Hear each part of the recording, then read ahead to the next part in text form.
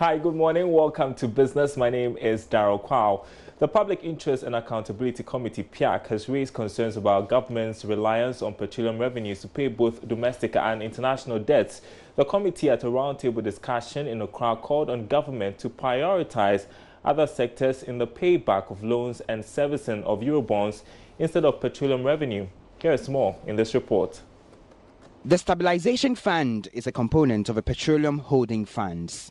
It is set aside to be used for budgetary support in times of international shocks in oil prices beyond the control of government. According to the Public Interest and Accountability Committee, PIAC, the frequent withdrawal of revenue from the Stabilization Fund is threatening its relevance. Senior Technical Officer of PIAC, Dennis J., has been speaking to journalists after the discussion. Our experience has been that the 206 million that has been withdrawn in 2016 was way below the 75% reserve margin. Because if you withdraw 206 million and the balance is left with 381 million, that is way below 75%. Even if you do literal calculation, that is way below. And all these pose problems for the fund to perform its role in the future. Now, the law itself has been couched to allow for the minister to use the fund to do debt repayment, which is also part of the problem. So the problem is mainly the law and its implementation. The law allows the minister to cap. He decides to cap and use for debt repayment. The law allows the minister to use for debt repayment. He decides to use all the excess over the cap for debt repayment. Responding to concerns by PIAC, head of petroleum units at the Ministry of Finance, Dr. Asenso Boache, assured that the fund has accumulated enough revenue that can withstand any shock. But for every year since 2014, when we have placed a cap, there would have been enough reserves in the stabilization fund to cater for any shocks that may have arisen.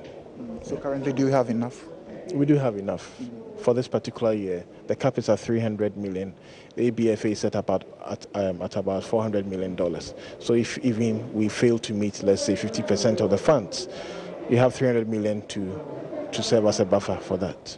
The investment strategy of a petroleum fund has in recent times been questioned and considered a setback to the Petroleum Revenue Management Act. Ebenezer Sabutis reports for Joy Business. Now, all Uber drivers in the coming weeks will be taxed for their services as government tries to widen the tax net.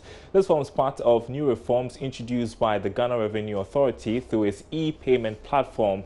This platform, when launched, will see taxpayers, mostly in the informal sector, file their taxes through a mobile money platform. The GRA says this new module means a lot for revenue generation. Stakeholders Forum attracted some members of the business community who were oriented on the process of filing taxes via a mobile money platform. The GRA announced plans to widen the tax net to cover Uber drivers.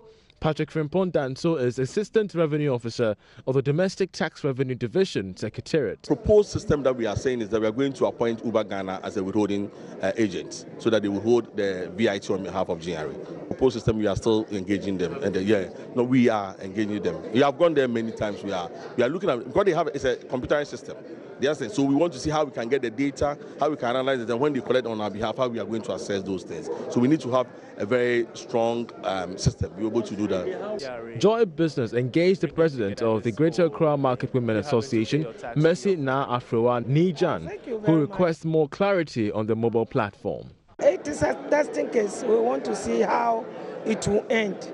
But I think at least from the beginning there will be some problems. And that's all for business for now. It's back to you, Bernice. Thank you so much, Darryl. Coming up in sports, we review last night's UEFA Champions League action and preview tonight's clash involving Liverpool and the other with Manchester City. Do stay.